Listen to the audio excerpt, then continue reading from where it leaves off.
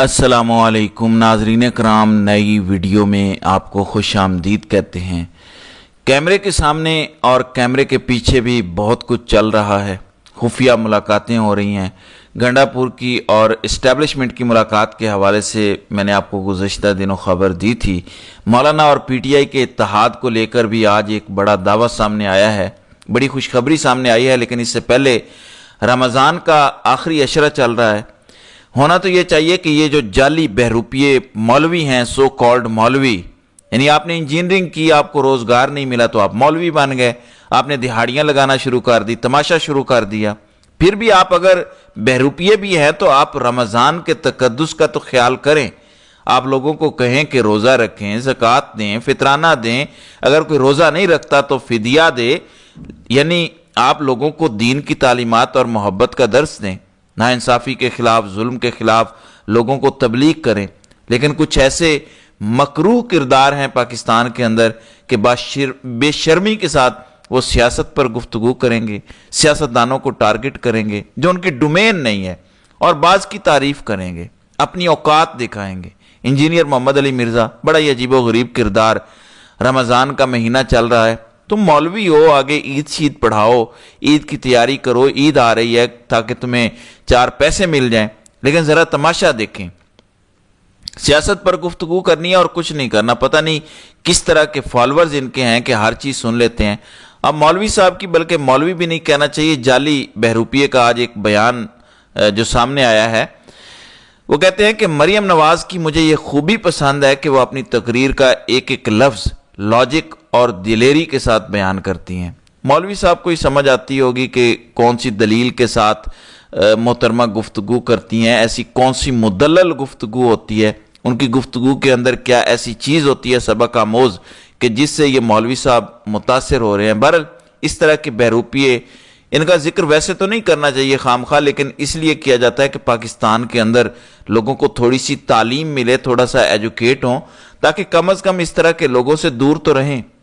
अब ज़रा बड़ी खबर सुन रहे, रात को सेनेटर कामरान मुर्तज़ा हम न्यूज़ पर आसमा शिराजी के प्रोग्राम में थे, उनकी जानिब से एक बड़ा इंकशाफ किया गया और एक बड़ी खबर दी गई है, ब्रेकिंग न्यूज़ है। उन्होंने कहा कि हमारे तहफ़्फ़ुज़ात पर पीटीआई का जवाब आ चुका है। वो जो था ना कि खान का जवाब आएगा, मुलाकातें नहीं हो रही, तो वो जवाब आ चुका है। उन्होंने कहा कि हमारे तहफ़्फ़ुज़ात तकरीबन दूर हो चुके हैं, जवाब आ चुका है, एक मीटिंग भी हुई है, यानी मीटिंग भी हो चुकी है जो मीडिया के सामने नहीं लाई गई। ज़ाहिर है मीडिया के सामने आएगी तो फिर दूसरी भागी भागी पार्टी मौलाना के पास जाएगी। खैर, अब भी दौड़ें लगेंगी। कहते हैं अब हमने ये कहा है कि जो मामलात पीटीआई और जेयूआई फे के दरमियान तय होंगे वो तहरीरी होंगे। अब मौलाना ऐसा क्यों कर रहा है? इसलिए कि 26वीं आईनी तरमीम के वक्त पीटीआई दौड़ी दौड़ी मौलाना के घर आई और उसके बाद कहा कि हमारी तरमीम है, हमारी तरमीम है, और खामोशी से ये कहा कि हम वोट नहीं देंगे। और मौलाना को भी बता दिया गया था कि पीटीआई के 13 बंदे हमारे साथ राब्ते में हैं या हमारे साथ हैं, तो तरमीम तो हो जानी है, 56 के 56 हमने दफात मंजूर करवा लेनी है। उसके बाद मौलाना मान गया और फिर पीटीआई ने सारे का सारा बोझ और सारी की सारी तनकीद मौलाना की तरफ मोड़ दी कि मौलाना ने गद्दारी की, 2 नंबरी की। इसलिए मौलाना कहता है कि मैं मोहतात रहूँगा, ऐसा ना हो कि कल को मेरे साथ हाथ हो जाए। तो तहरीरी तौर पर कहते हैं कि सब कुछ होगा, जिनको आगे बढ़ने से पहले पब्लिक किया जाएगा ताकि कल को इल्ज़ाम तराशी ना हो सके। यानी पहले तहरीरी मुआहदा होगा और उसके बाद उस मुआहदे को पब्लिक किया जाएगा ताकि कल को ये ना हो कि मौलाना तो यही चाहता था या कहानी कुछ और थी। फिर उन्होंने कहा कि 20 अप्रैल को जेयूआई फे की जनरल कौंसिल का इजलास होगा जिसमें आइंदा का लाए अमल तय होगा। लिहाजा चीज़ें पॉजिटिव सिमत में आगे बढ़ रही हैं। फिर आज राना सनाउल्लाह की जानिब से भी इतराफ़ जुर्म किया गया।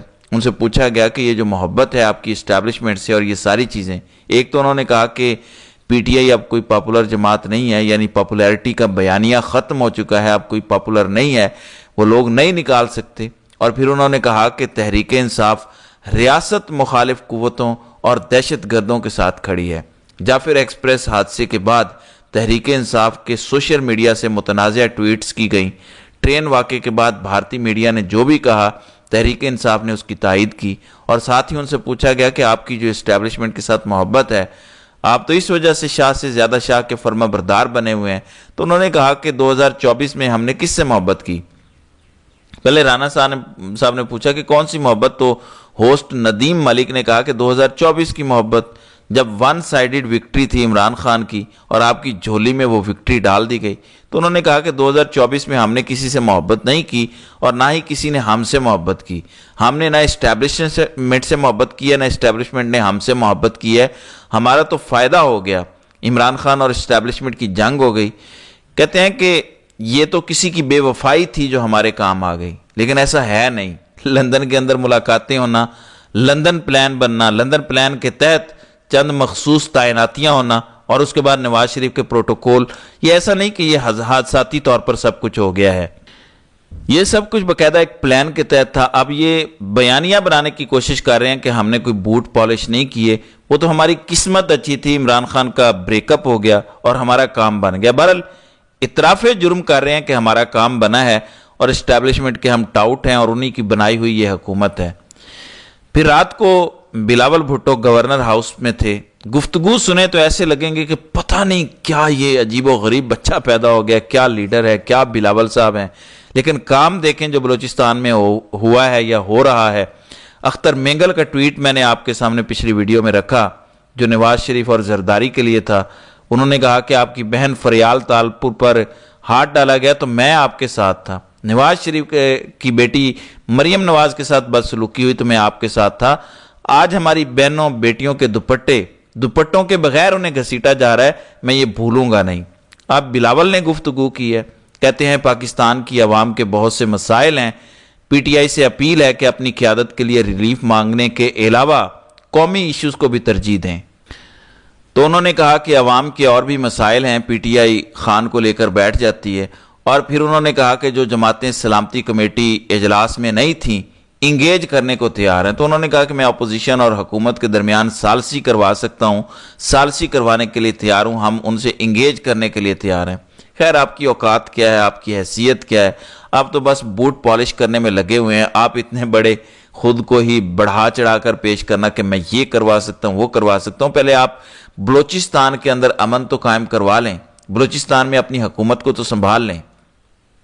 دوسری طرف نجم سیٹھی کی جانب سے شاہ محمود قریشی کی رہائی کا مطالبہ کیا گیا ہے اور انہوں نے کہا کہ عمران خان سے بات منوانے کا صرف ایک ہی حل ہے کہ بشرا بی بی سے بات چیت کی جائے۔ مجھے سمجھ نہیں آتی شاہ محمود قریشی کو کیوں ابھی تک قید رکھا ہوا ہے، انہیں رہا کرنا چاہیے، وہ اسٹیبلشمنٹ کے قریب رہے ہیں، انہیں عمران خان تک پیغام رسانی کے لیے استعمال کیا جا سکتا ہے۔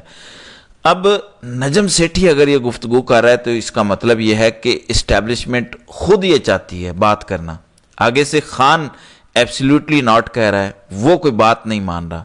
جب نجم سیٹھی جو پرانا حکیم ہے وہ مشورہ دے رہا ہے کہ وہ بشرا بی بی کے ذریعے بات کریں، خان ان کی بات مان لے گا۔ شاہ محمود قریشی کو آپ نے کس لیے رکھا ہوا ہے، آپ اسے ایک برج کے طور پر استعمال کر سکتے ہیں، تو آپ اس کو رہا کریں۔ اگر آپ چاہتے ہیں کہ آپ نے خان سے بات چیت کرنی ہے یا معافی تلافی یا کچھ چیزیں آگے لے کر چلنی ہے تو آپ ان سے بات کریں۔ پھر اس کے علاوہ تحریک تحفظ آئین پاکستان کے ترجمان کی جانب سے پنجاب کی بلوچستان کی صورتحال کے حوالے سے ایک بیان آیا ہے، وہ میں آپ کے سامنے رکھتا ہوں۔ کہتے ہیں کہ کراچی میں مہرنگ بلوچ اور بلوچ یکجہتی کمیٹی کے دوسرے ساتھیوں کی رہائی کے لیے پریس کلب کے سامنے جو مظاہرہ منعقد کیا گیا تھا اس پر جمہوریت کے نام نہاد علم بردار جماعت پیپلز پارٹی نے ریاستی مشینری کے ذریعے حملہ کروایا ہے اور سیمی دین بلوچ سمیت کئی بلوچ ایکٹیوسٹ کو حراست میں لے لیا گیا ہے۔ ان بے شرم لوگوں نے بلوچ خواتین کے سروں سے دوپٹے تک چھین لیے ہیں اور انہیں سڑکوں پر گھسیٹا ہے۔ ان کی یہ حرکتیں نہ ہم بھولیں گے اور نہ ہی غیرت مند بلوچ یہ بھول پائیں گے۔ اس ملک کے ہر باضمیر شہری کو ان اقدامات پر سیکھ پا ہونا چاہیے، چاہے یہ رویہ بلوچوں سے ہو، پشتونوں سے ہو یا پاکستان تحریک انصاف سے ہو۔ ہمیں اس پر چپ نہیں سادھ لینی چاہیے، ہماری جد و جہد ان رویوں کی ضد میں بھی جاری رہے گی۔ بہرحال یہ تو ایک نیو نارمل ہے نا، اب گولیاں چلنا، خواتین کے گریبانوں میں ہاتھ ڈال دینا، چاہے پنجاب ہو، چاہے بلوچستان ہو، خیبر پختونخوا ہو، ہر علاقے میں ہماری ماشاءاللہ اسٹیبلشمنٹ نے جو ہے نا اپنے ہی لوگوں پر ظلم کا ایک نیا بازار گرم کر رکھا ہے۔ اب تو کوئی تفریق ہی نہیں رہ گئی، کوئی پنجابی ہے، بلوچی ہے، پشتون ہے یا سندھی ہے، بس اللہ تعالیٰ ہی اس ملک پر رحم کرے، آمین۔ تو ناظرین کرام، آپ کی اس ویڈیو کے حوالے سے کیا رائے ہے؟ آپ اپنی رائے کا اظہار کامنٹ سیکشن میں ضرور کیجیے گا۔